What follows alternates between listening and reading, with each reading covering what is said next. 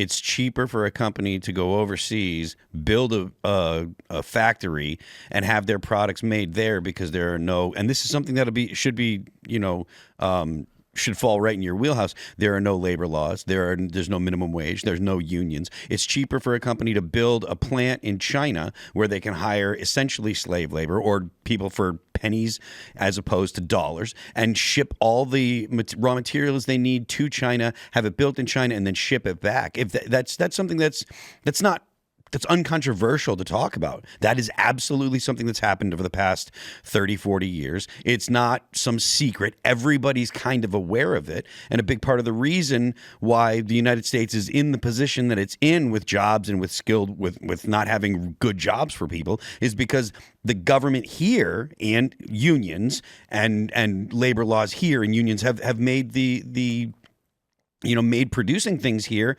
super, super hard. Tim was talking just last night about the difficulties that he's facing with the state of West Virginia with Screw West people. Virginia. Well, honestly, I'm going to second that because I'm from California and I remember all of that BS. But the point, and you're totally right, Elijah, but the point is, regulation makes it difficult to do business, and regulation is why we had this outsourcing of jobs and sending. Well, that's not free trade. Pardon me? That's a totally different question than free trade. It's a triple hit. It is regulations slam business in the United States, which I think you probably agree with. Yeah. Environmental regulations restrict any certain kinds of business operations, and then they remove tariffs and restrictions on free trade, forcing companies to say, well, we have no choice. We have to manufacture or build our factories in China because we can't do them in the United States. But I want to hear. But see, what I think is interesting about Brad, I want to hear your opinion because all I'm getting from this. So this is the first time I'm seeing this, right? So if I'm a normie and I'm like looking at this, which I am here, you see Tim Pool said, "I effing despise free trade."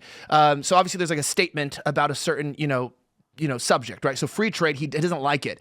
And he has a reason why. It extracted American jobs. It gutted our culture. So the idea is that, the economy, it's giving our jobs overseas. And essentially with that, right, you're seeing the degradation like we saw with the iron and steel mills and whatnot going on in the Midwest, where eventually if you lose these jobs, you lose blue collar workers. If you lose that, you lose cities, you lose towns, you lose a huge part of what makes America, America, right? Where we're just a country of people who get 4-year degrees and work, entry-level jobs typing on Excel spreadsheets. You lose a lot of what's going on. Plus, including, like he said, with the skateboards, you actually even lose quality. This actually changes entire industries, etc. And then you said, tell me you don't understand economics without telling me. I don't understand economics.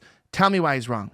Well, because free trade has been one of the most profound forces for human development and poverty relief since 1980. If you look at the expansion of free trade globally, the drops in levels of absolute poverty have been astounding. Economists who study this view it as almost miraculous, the growth and decrease in human poverty and suffering we've seen, in part because of the expansion of global trade. The living standards enabled in the United States by free trade, where everyone is walking around with supercomputers in their pockets, where people have access to a life that even 50 or 100 years ago, the richest people's lives compared to the poorest people's today you'd rather be a poor person today than the richest person than be Rockefeller in the early 20th century. The living standards that are enabled by this are phenomenal. The improvements in human progress are miraculous, and you can't actually put that genie back in the bottle. Attempts to undo it, really, you can't undo progress. A lot of what you're mad about here is progress, not trade. So the points that you're making are I'm 100% on board with all the stuff you're saying, and that's where my libertarian foundation comes through.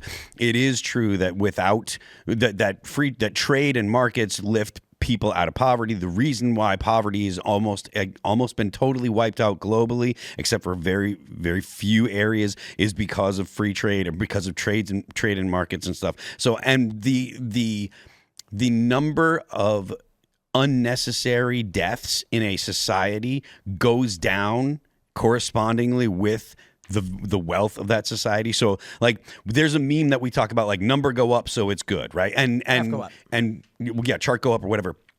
And that's a meme, and it's but there's also truth to it. Exactly. That there is a kernel of truth, and maybe even more than a kernel of truth, that rich societies do not have as much unnecessary death as poor societies, and they don't have as much unnecessary violence. They're always more peaceful. They're more collaborative societies. You end up with a better result when you're dealing with rich societies. And I'm sure that there are any number of ways that you can dissect these things, but the idea that having a rich society is not preferable to having a poorer society, that's just not right. The restrictions on trade make us poor, and they block progress. So what it sounds to me like is the wealth of the United States in terms of our actual resources and our actual cultural development must be sacrificed to increase poverty in China.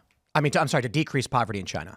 No, the living standards of the U.S. should not be compromised so that certain things can be made here more expensively and less efficiently rather than be made overseas. Less efficiently? Yeah, that's a cultural less problem. efficiently. I have That's a something to cultural say. problem. Thanks for watching this clip from the Culture War podcast. We're live every Friday, 10 a.m. to noon, so subscribe and come hang out.